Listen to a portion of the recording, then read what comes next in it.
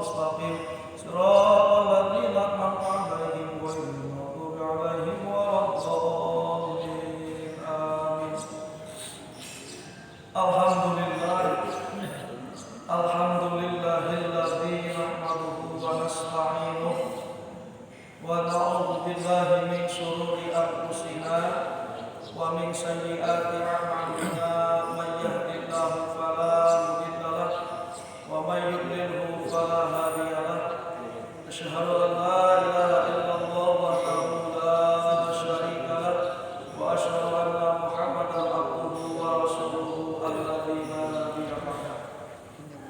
Wa qala ta'ala a'udzu billahi minasy syaithanir rajim. Bismillahirrahmanirrahim. Wa ma khalaqtul jinna wal insa illa liya'budun. Shadaqallahul 'adzim wa shadaqa nabiyyul karim wa nahnu 'ala dzalika minasy syahidin wasyakirin. Alhamdulillah, puji dan syukur kita panjatkan kehadirat Allah yang mana atas karunia nikmatnya sehingga kita subuh ini masih diberikan kesehatan dan kesempatan untuk hadir melaksanakan salah satu kewajiban kita, yaitu sholat subuh, dan dilaksanakan dengan berjamaah di masjid yang kita cintai ini. Shalawat dan salam semoga tercurah limpahkan kepada Nabi yang mulia, Nabi Muhammad sallallahu alaihi wasallam, tak lupa kepada keluarganya, kepada sahabatnya, tabi'in, dan mudah-mudahan kita diakui sebagai umatnya dan mendapatkan syafaatnya. Amin ya rabbal alamin. Para hadirin, ibu bapak jamaah subuh yang dimuliakan Allah Subhanahu wa taala dan yang saya hormati, pada hikmah pada pagi ini insyaallah akan mengaji kitab Syarah Al-Hikam karya Syekh Ahmad Tajudin Ibnu Athaillah. Beliau wafat pada tahun 707 Hijriah di Bahirah, Mesir. Wa qala al-musannif rahimahullah, Allahumma inna nas'aluka an tanfa'na bi ulumihi wa asrarihi. Iradatuka at-tajrida ma'a iqamatillahi iyyaka fil asbab minasy syahwatil khafiyyati wa iradatuka al-asbaba ma'a iqamatillahi ta'ala iyyaka fil tajrid inhiqatu 'anil himmatil 'aliyah. Yang artinya bermula tujuan kita maksudnya duduk di maqam tajrid, sedangkan Allah mendudukkan engkau di maqam asbab. Itu termasuk daripada kejahatan yang sangat tersembunyi.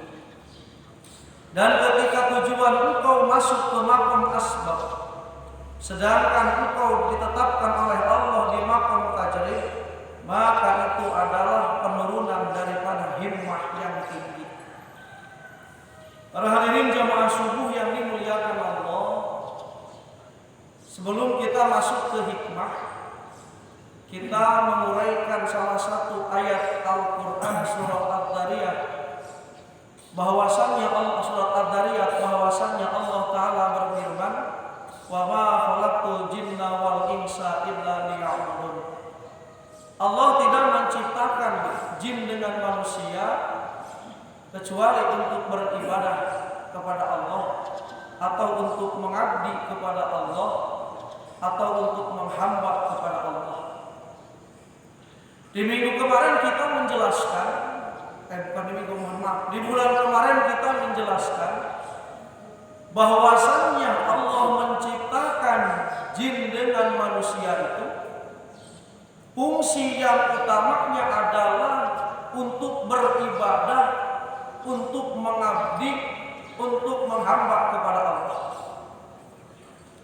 Adapun selain itu, manusia misalnya bekerja di kantor, bekerja di kebun, bertani, berladang, beternak, itu adalah sebagai penunjang kepada fungsi utama. Sekali lagi, Allah menciptakan manusia, fungsi utamanya untuk beribadah kepada Allah. selain beribadah itu adalah penunjang. Kemarin dicontohkan ibarat handphone, mohon maaf ini juga dicontohkan oleh kiai-kiai, guru-guru kita di zaman sekarang supaya masuk akal. Handphone ini diciptakan fungsi utamanya adalah untuk komunikasi, Pak. Adapun di handphone kita bisa mendengar bacaan Quran, itu tunjangan. Adapun di handphone ada permainan-permainan, itu tunjangan. Adapun di handphone sekarang ada Facebook, itu sebatas tunjangan karena fungsi yang sebenarnya handphone adalah untuk komunikasi, untuk telepon. Sehingga misalnya kalau Bapak sedang memutar ayat Quran atau Bapak sedang mendengarkan ceramah-ceramah di handphone, kemudian ada telepon masuk, maka yang akan masuk adalah telepon. Bunyi ngaji itu akan mati. Atau kalau ibu misalnya sedang Facebook itu akan mati kalau ada telepon masuk. Kenapa? Karena memang hakikat handphone diciptakan untuk komunikasi, untuk telepon.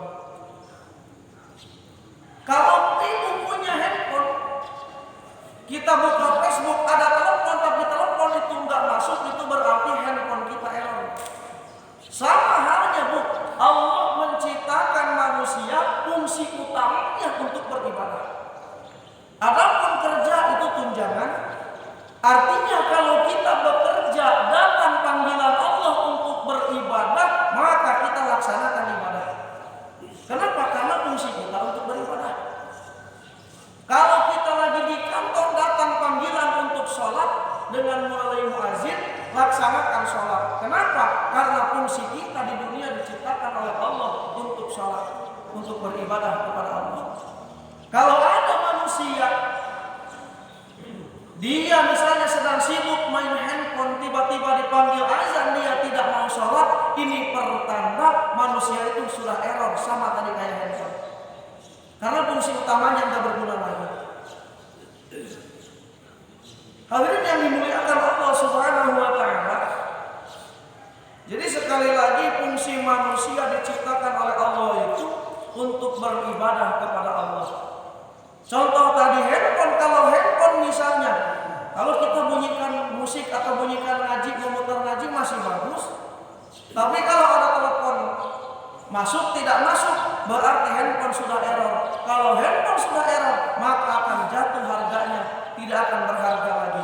Begitu juga orang, begitu juga manusia, ketika sudah hilang fungsinya, yaitu untuk beribadah, maka dia tidak berharga lagi di sisi Allah Subhanahu wa Ta'ala. Hadirin yang dimuliakan Allah Subhanahu wa Ta'ala. Nah, sekarang masuk ke hikmah. Hikmah di sini. Penjelasan hikmah di sini. Ketika kita beribadah, kita membutuhkan sarana dan prasarana.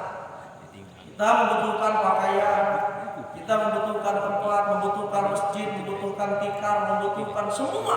Kalau ke masjid yang jauh membutuhkan kendaraan, membutuhkan motor dan yang lain-lainnya. Nah, Allah menempatkan seorang hamba dalam beribadah kepada Allah.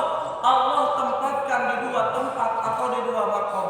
Satu ada yang disebut makom asbab, yang kedua ada disebut makom tajrid. Apa itu makom asbab? Makom asbab ini adalah orang yang ditempatkan oleh Allah di dalam sebab-sebab. Yang kedua makom tajrid, Allah menciptakan orang untuk beribadah kepada Allah.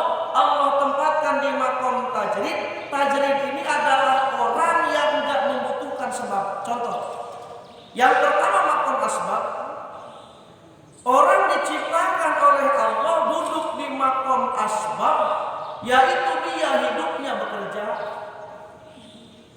berkantor, bertani, berladang, beternak. Ini tanda oleh Allah, orang ini ditempatkan di makom asbab. Ada yang makom tajrid, dia ini bekerja, tidak. Contoh misalnya orang punya warisan, punya kebun warisan misalnya 20 hektar. Dia ini cuma duduk aja di rumah, duit lapangan karena dia punya warisan. Atau contoh jangan terlalu jauh lah, bapak udah punya gaji pensiunan, duduk aja di rumah, duit berdatangan ke rumah, duit yang datang kepada bapak sudah datang. Atau punya usaha orang lain yang menolak duit, nah bapak ini duduk di makom tajrid. Nah, ketika bisa melaksanakan ibadah di makom tajrid dengan di makom asbab tadi, karena mohon maaf ada orang duduk di makom asbab dengan berdagang, justru nyaman dengan berdagangnya, hidupnya bisa sholat berjamaah dengan berdagang. Ada kan di pasar-pasar itu, coba di masjid pasar-pasar ramai, yang sholat di situ pedagang, artinya dia nyaman duduk di makom asbab sehingga dia bisa beribadah dengan perdagangan. Tapi sebaliknya ada orang yang dengan berdagang justru sebab meninggalkan sholat karena perdagangannya.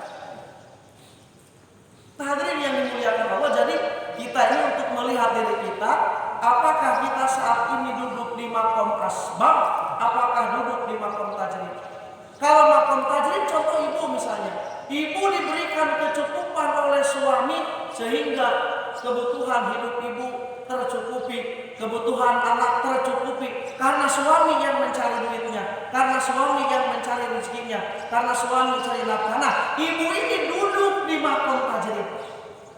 Ibu nyaman beribadah, ibu nyaman semua kebutuhan tercukupi, artinya ibu duduk di makom tajrid. Nah, yang dibahas di hikmah ini, ketika kita hendak berpindah dari makom asbab ke makom tajrid, ini termasuk kejahatan hati yang tersembunyi. Contoh misalnya, ada orang, dia ini nyaman dengan berusaha, Pak. Punya ruko, punya kebun, nyaman, ibadah tidak tertinggal, berjamaah tidak tertinggal, baca Al-Quran rajin, karena padahal dia berkebun, padahal dia berdagang, padahal dia berbisnis. Tiba-tiba kata bapak ini, udahlah, saya mau jual usaha saya mau buang kebun saya hanya ingin fokus melaksanakan ibadah. Nah, ini termasuk kejahatan hati yang tersembunyi. Jadi hikmahnya itu begitu di pagi ini, di hikmah yang ini. Jadi termasuk kejahatan yang tersembunyi ketika bapak punya usaha, padahal bapak itu nyaman dengan usaha, bisa beribadah, bisa ibadah haji, bisa baca Quran, berjamaah tidak tertinggal, pokoknya ibadah-ibadah terlaksanakan, padahal bapak punya usaha. Kemudian dalam hati bapak ada berniat, sudahlah, usaha saya mau buang, saya ingin fokus beribadah kepada Allah. Ini termasuk kejahatan hati, minas ahwatil khafiyati, kejahatan hati yang tersembunyi. Gitu? Misalnya, bapak punya usaha, nanti dijelaskan, bisa menolong fakir miskin, punya usaha, bapak itu punya dagang, tapi alhamdulillah berjamaah tidak tertinggal, ibadah-ibadah yang lain nyaman, baca Al-Quran nyaman. Tiba-tiba bapak ini mau pindah ke makom tajrid, ingin fokus beribadah, meninggalkan perdagangan, meninggalkan perusahaan. Sekali lagi, ini termasuk kejahatan hati yang tersembunyi. Hadirin yang dimuliakan Allah Subhanahu wa taala. Nah, sekarang mari kita ini melihat diri kita, apakah kita ini duduk di makom asbab, apa di makom tajrid. Hadirin yang dimuliakan Allah Subhanahu wa taala, cara mengetahui kedua makom ini, tanda Allah menempatkan kita di makom asbab, tandanya ada 6. Jadi misalnya kita punya pekerjaan atau bekerja di kantor atau kita punya perusahaan, kemudian Allah ridho kepada kita, tandanya ada 6. Yang pertama, husulul kifayati wal muwasati lil fuqara'i wal masakin. Artinya hasil mencukupi kebutuhan kehidupan. Bahkan kita bisa menolong fakir dan miskin. Ini tanda Allah meridhoi kita bekerja di situ. Contoh misalnya, bapak ini bekerja di kantor. Allah tempatkan bapak di makom asbab, kerja di kantor. Dengan bekerja bapak di kantor, anak bini kecukupi makannya, anak bini kecukupi biayanya. Bahkan bapak bisa membantu orang lain, bisa membantu fakir miskin karena bapak kerja di kantor itu. Nah, ketika bapak di situ, ini tanda pekerjaan bapak di makom asbab diridhoi oleh Allah. Jangan bapak kehendak udahlah, saya kerja di kantor mau saya tinggalkan, saya ingin fokus wirid, saya ingin fokus tahajud, saya ingin fokus iktikaf. Kalau bapak punya pikiran seperti itu, minan nafsil khofiyati, ini daripada hati yang jahat, yang tersembunyi. Iya, contoh misalnya sekali lagi, al-kifayatu wal husulul kifayah wal muasatul fuqara wal masakin. Ketika hasilnya kita mencukupi, biaya anak cukup, anak bini cukup, bayar listrik cukup, bahkan kita dengan kerja di situ bisa menolong fakir dan miskin. Kemudian timbul dalam hati bapak, saya mau tinggalkan kerja di kantor ini, saya ingin fokus berwirid, saya ingin fokus beribadah. Ini termasuk minan sahwatil khofiyati, termasuk daripada keinginan yang jahat. Nampaknya kan bagus, padahal ini termasuk syahwat yang jahat. Jadi sekali lagi, kalau kita tempatkan di makom asbab, kalau kita bisa mencukupi nafkah keluarga dan bisa membantu fakir dan miskin, nikmati kerjaan itu, karena itu adalah ladang ibadah. Jangan kita kehendak berpeluang di situ hanya ingin fokus melaksanakan wirid-wirid, ini termasuk syahwat. Hadirin yang dimuliakan Allah. Yang kedua, tanda Allah ridho atas pekerjaan kita. Tanda Allah ridho atas kerja di kantor, berladang, bertani, berkebun kita. La yuhil asbab an dzikrillah. Tidak melalaikan asbab ini, tidak melalaikan pekerjaan ini daripada diri kita untuk mengingat Allah. Kita punya ruko, kita punya kerjaan, kita kerja di kantor, alhamdulillah berjamaah tidak terlambat. Hadir di majelis taklim tidak terlambat. Berzikir kepada Allah tidak terganggu dengan pekerjaan kita. Lanjutkan pekerjaan itu, karena Allah meridhoi kita di pekerjaan itu. Tapi kalau kita punya pekerjaan, dengan pekerjaan itu menyebabkan kita meninggalkan berjamaah, dengan pekerjaan kita menimbulkan kita meninggalkan hadir ke pengajian, tinggalkan pekerjaan itu. Kenapa? Karena tanda Allah tidak meridhoi kita bekerja di situ. Tanda Allah tidak meridhoi kita ini punya perusahaan yang seperti itu. Jadi yang kedua, la yuhil asbab an dzikrillah. Tidak melalaikan pekerjaan-pekerjaan, perdagangan-perdagangan itu daripada diri kita untuk mengingat Allah Subhanahu wa taala. Allah kalau dengan demikian itu ridho kepada kita, kalau seandainya kita ini bisa melaksanakan ibadah kepada Allah dengan pekerjaan kita. Yang ketiga, tanda Allah menempatkan kita di makam asbab dan diridhoi oleh Allah. La yajurruhul asbab ma haramahullah. Tidak mendorong sebab itu untuk terjerumus kepada yang diharamkan oleh Allah. Bapak punya kerjaan misalnya, bapak punya perusahaan misalnya. Dengan pekerjaan dan perusahaan itu tidak mendorong bapak untuk terjerumus kepada yang diharamkan oleh Allah. Ini pertanda Allah ridho atas pekerjaan dan perusahaan bapak itu. Tapi kalau bapak punya perusahaan, dengan perusahaan tersebut menimbulkan terjerumus diri kita terhadap yang diharamkan oleh Allah, cepat tinggalkan. Kenapa? Karena perusahaan itu, pekerjaan itu tidak baik buat diri kita, akan mencelakakan diri kita. Yang keempat, muasyaratul abrar. Dengan kita berusaha, dengan kita bekerja di kantor, kita tambah teman yang baik. Contoh misalnya bapak bekerja di kantor, ibu buka usaha, dengan buka usaha, dengan bekerja di kantor, justru sahabat kita yang baik makin bertambah. Semakin rajin kita tahajud, semakin rajin kita duha, semakin rajin kita mudharasah, semakin rajin kita membaca Al-Quran. Itu pertanda kita kerja di situ, itu pertanda kita usaha di situ, Allah meridhoi kita. Tapi kalau kita bekerja di situ, kalau kita buka perusahaan itu, menimbulkan teman-teman kita malah campur dengan orang-orang yang tidak baik, malah campur dengan mafia, malah campur dengan koruptor, malah campur dengan orang-orang yang tidak baik, dengan pejina, pemabuk. Tinggalkan usaha dan pekerjaan itu, mencari yang lain, pekerjaan yang lain. Kenapa? Karena kalau di situ kita memaksakan, Allah tidak ridho kepada kita. Itu tandanya Allah tidak meridhoi kita duduk di maqam asbab itu, di pekerjaan itu. Kemudian yang kelima, mujalasatul asrar. Kita ini akan menjauhi yang tidak baik. Contoh, Bapak punya usaha, Bapak punya pekerjaan. Dengan usaha dan pekerjaan itu, Bapak bisa menjauhi yang tidak baik. Bapak bisa menjauhi sesuatu yang dilarang oleh Allah. Itu pertanda Allah ridho kepada perusahaan dan pekerjaan Bapak itu.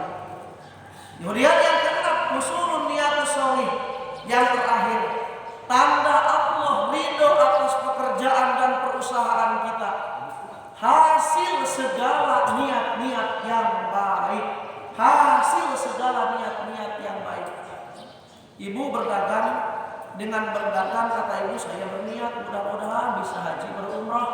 Itu pertanda. Kemudian ibu bisa haji dan umrah. Itu pertanda dagang ibu, usaha ibu dan Bapak diridhoi oleh Allah.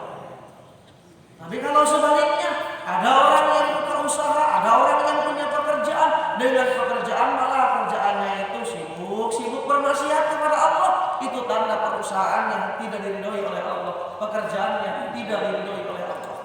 Cepat kita pindah, cepat kita mencari usaha yang lain, cepat kita mencari pekerjaan yang lain. Kalau tidak menghasilkan niat-niat yang baik, niat-niat yang soleh. Apa niatus soleh?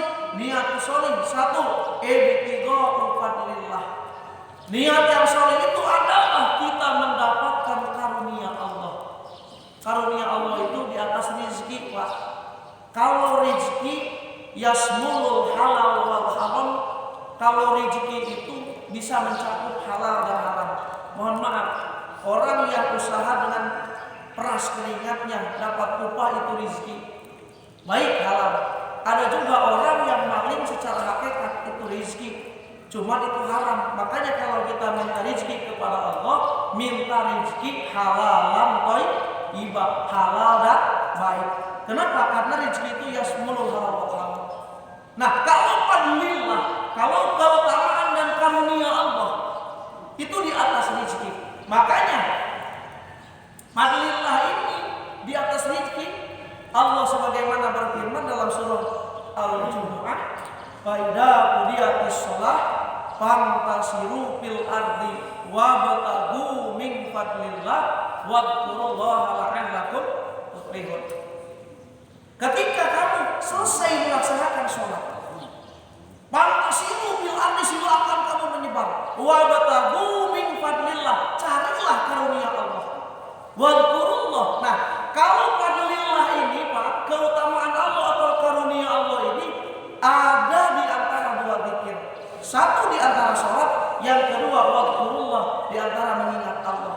Artinya orang yang mencari fadlillah, mendapatkan karunia Allah, ini adalah termasuk niatus sholih. Contohlah ibu berniat, ya Allah saya buka usaha, ya Allah saya bekerja untuk apa? Supaya saya nyaman beribadah kepada Allah, supaya saya nyaman sholat, supaya saya bisa bersedekah ke masjid. Kemudian itu berhasil, itu pertanda kerjaan ibu, usaha bapak diridhoi oleh Allah Subhanahu wa ta'ala. Yang kedua, tanda Allah ridho kepada kita dalam usaha dan pekerjaan kita. Awamul muslim, kita ini bisa menolong orang-orang yang muslim. Kita bisa menolong sesama manusia. Misalnya contoh, kita ini bekerja, ada hasil, bisa membantu orang lain, itu tanda Allah meridhoi. Itu tandanya usaha kita usul niati sholih, hasil niat yang baik. Para hadirin yang dimuliakan Allah Subhanahu wa ta'ala, idza wajada ma dhukiru la yantaqilu at-tajrida illa bi amri syaihi aw bi isyaratin wadihatin kata'aduri ma dhukira min kulli wajhin. Bagaimana kalau kita menemukan yang enam tadi? Udah, kita ini dengan dagang, dengan kerja, biaya rumah cukup, tidak menyebabkan lalai zikir kepada Allah, tidak menyebabkan usaha dan pekerjaan itu terjerumus terhadap yang diharamkan oleh Allah. Kita malah banyak teman yang baik, kita ini malah bisa menjauh daripada yang tidak baik dan hasil niat yang sulit. Maka engkau jangan pindah ke makom tajrid. Maksudnya jangan pindah, jangan ditinggal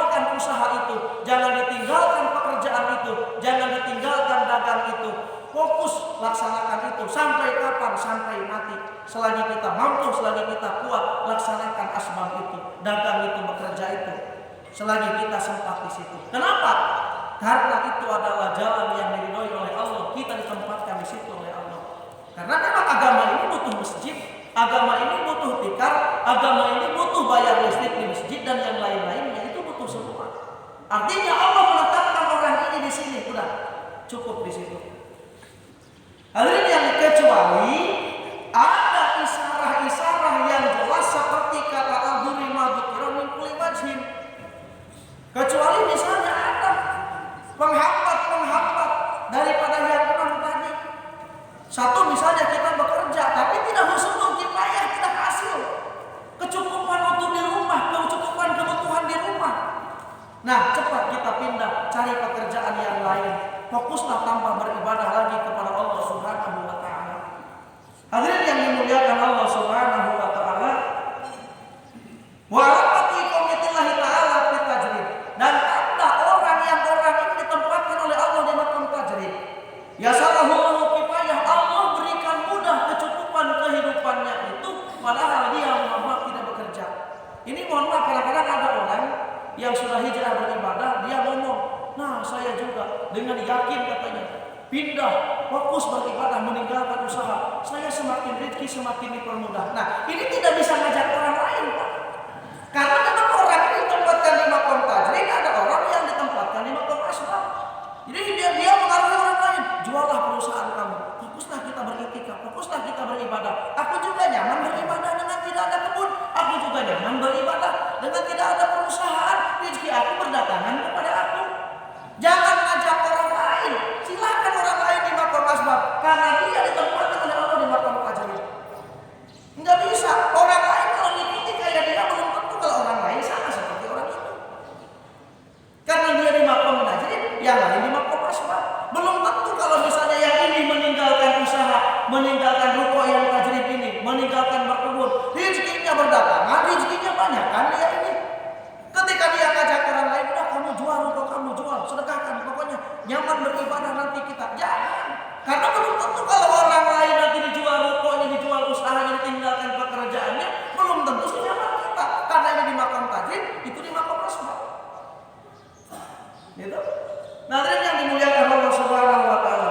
Ja'ala nafsaka mutmainnatan inda adami husuliha. Yang kedua, tanda orang yang Allah tetapkan di maqam tajrid, dia ini hatinya tenang ketika tidak ada duit, Pak. Sekali lagi, ada orang yang hatinya tenang tidak ada duit. Nah, kalau kita hidup enggak tenang ketika kita enggak megang duit, udah berarti kita di maqam asbab, harus usaha kita ini. Harus bekerja kita ini. Tapi kalau kita nyaman enggak ada duit itu, nikmat enggak ada duit itu, kan jarang kalau kita enggak ada duit nikmat. Pusing kita kalau enggak ada duit. Yaudah, kalau kita pusing enggak ada duit, berarti kita duduk di maqam asbab, laksanakan usaha, laksanakan bekerja, laksanakan berkebun, bertani, berladang dan yang lain-lainnya. Gitu? Yang ketiga ada fi ma'ainas. Ada fi ainas. Dia ini tidak ada tergiur dengan apa yang orang lain miliki. Orang yang sudah duduk di maqam tajrid, terserah orang lain mau beli mobil, terserah orang lain mau bikin rumah seperti apa, tenang dia hatinya itu. Tapi kalau kita nggak tenang, tetangga punya mobil, kita juga ingin punya mobil. Udah, kita harus usaha, kita harus bekerja, kita harus mencari. Kenapa? Karena kita tandanya ditempatkan di maqam asbab. Tapi kalau kita tenang, tetangga beli mobil, apa kita ini nyaman aja beribadah, udah berarti kita duduk di maqam tajrid. Jangan kita hendak pindah ke maqam asbab. Kalau sudah di maqam tajrid, jangan coba-coba kita buka usaha. Jangan, karena walaupun buka bukan bangkrut usaha kita. Hadirin yang dimuliakan Allah.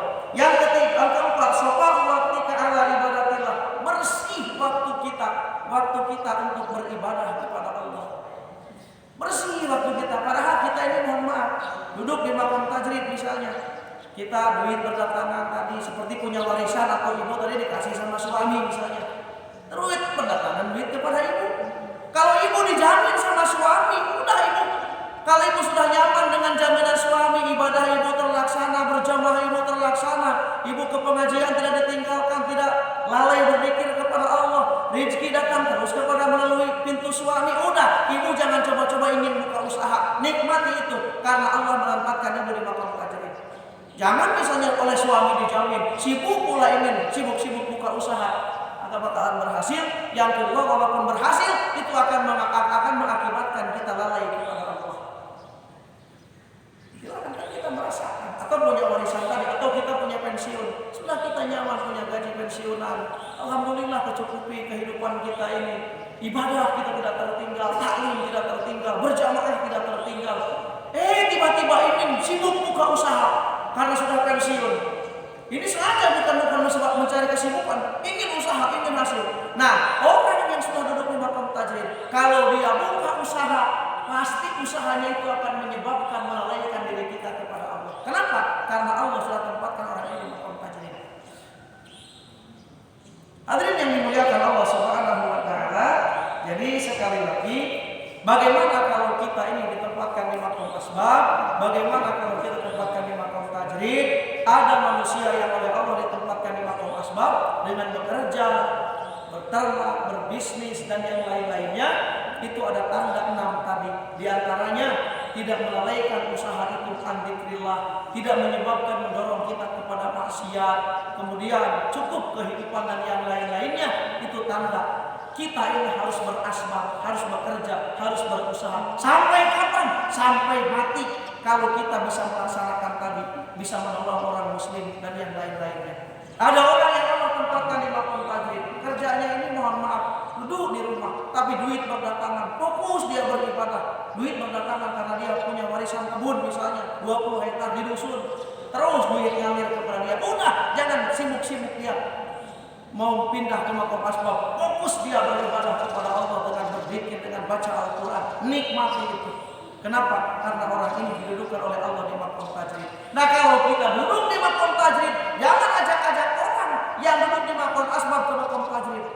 Ada kan orang yang begini, nah saya juga, ruko saya jual, itu saya jual, usaha saya tinggalkan, kerjaan saya tinggalkan. Oh saya hidup ini, malah rezeki saya makin bertambah. Iya, karena dia duduk di maqam tajrid, didudukkan oleh Allah di maqam tajrid. Jangan mengajak, ruko kamu juga jual, kerjaan juga kamu tinggalkan. Aku juga nih hidup, malah semakin kaya aku sekarang misalnya. Jangan, karena orang itu kalau misalnya dia jual ruko, orang itu kalau tinggalkan usaha dan kerjaannya, belum tentu mendapatkan rezeki seperti orang yang duduk di maqam tajrid tadi. Karena dia ditempatkan oleh Allah di maqam asbab. Hadirin yang dimuliakan Allah Subhanahu wa taala, kembali kepada pokok hikmah tadi. Ketika kita punya kehendak dari maqam asbab dengan bekerja, mau pindah ke maqam tajrid, dari kita mau bekerja, mau meninggalkan pekerjaan dan meninggalkan perusahaan, hanya ingin fokus beribadah, itu termasuk daripada keinginan yang jahat yang tersembunyi. Udah, kalau ibu dengan usaha, dengan berdagang, dengan bekerja, nyaman segala kebutuhan hidup, maksiat kepada Allah terhindar, tetap laksanakan usaha itu. Tanda Allah meridhoi ibu duduk di maqam asbab. Hadirin yang dimuliakan Allah Subhanahu wa taala. Atau ibu pindah ke maqam tajrid, dijamin sama suami, udah. Pokoknya ibu tinggal menikmati, tinggal ibadah, tinggal ngatur uang. Allah memberikan rezekinya kepada suami melalui tangan suami. Udah, ibu jangan sibuk-sibuk ingin buka lagi usaha. Nikmati itu kalau ibu bisa melaksanakan ibadah. Kenapa? Karena Allah menempatkan ibu di maqam tajrid. Kalau ibu ingin buka usaha, pasti kalau ibu sudah nyaman tadi ibadah, pasti dengan buka usaha berjamaah akan ditinggal. Pasti ibadah-ibadah yang lain akan terlalaikan, termasuk zikir kepada Allah, termasuk baca Al-Quran akan terlalaikan. Hadirin yang dimuliakan Allah Subhanahu wa taala, karena contoh tadi pedagang ini dibagi dua. Satu, kalau yang diridhoi oleh Allah, Pak, dengan berdagang ini semakin kental berjamaah. Lihatlah di pasar-pasar, duhur asar itu penuh berjamaah. Dengan siapa? Dengan pedagang kan? Di masjid-masjid dekat pasar itu. Tapi ada juga orang dengan berdagang justru bukan makin kental ibadah, malah meninggalkan sholat karena berdagang. Itu berarti Allah tidak ridho dia untuk berdagang. Nah, hadirin yang dimuliakan Allah, tinggal lihat diri kita sekarang dengan pekerjaan kita. Kalau pekerjaan kita membuat nyaman kita ibadah kepada Allah, itu pertanda Allah menempatkan kita di maqam asbab dan Allah ridho kepada kita. Kalau pekerjaan kita membuat kita maksiat kepada Allah, tinggalkan, cari lagi pekerjaan yang lain, cari lagi usaha yang lain, karena Allah tandanya tidak meridhoi kita duduk di situ. Hadirin yang dimuliakan Allah Subhanahu wa taala, sekian hikmah pagi ini, mudah-mudahan bermanfaat. Kekurangan kelebihan kepada Allah kami mohon ampun. Alhamdulillah wa iyyakum ajmain. Wallahu muwaffiq ila aqwamit thoriq. Wassalamu alaikum